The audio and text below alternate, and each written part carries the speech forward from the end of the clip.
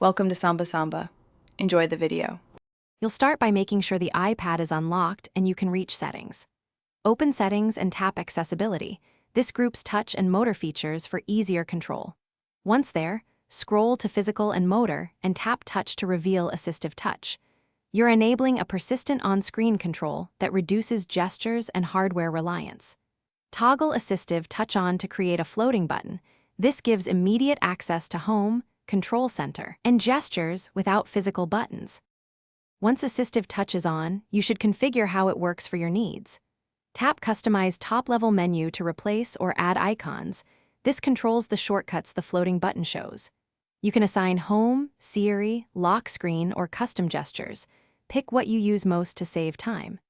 Make sure to set single tap, double tap, and long press options under idle opacity and touch accommodations for responsiveness. This tailoring reduces accidental triggers and speeds common tasks. Finish by positioning the AssistiveTouch button where it won't block content.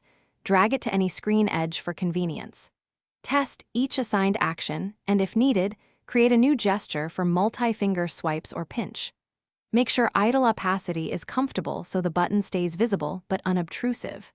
If the button disappears or isn't responding, toggle AssistiveTouch off and on or reboot the iPad. These quick steps resolve most glitches and restore the floating control. Thanks for watching. Consider subscribing if we helped you.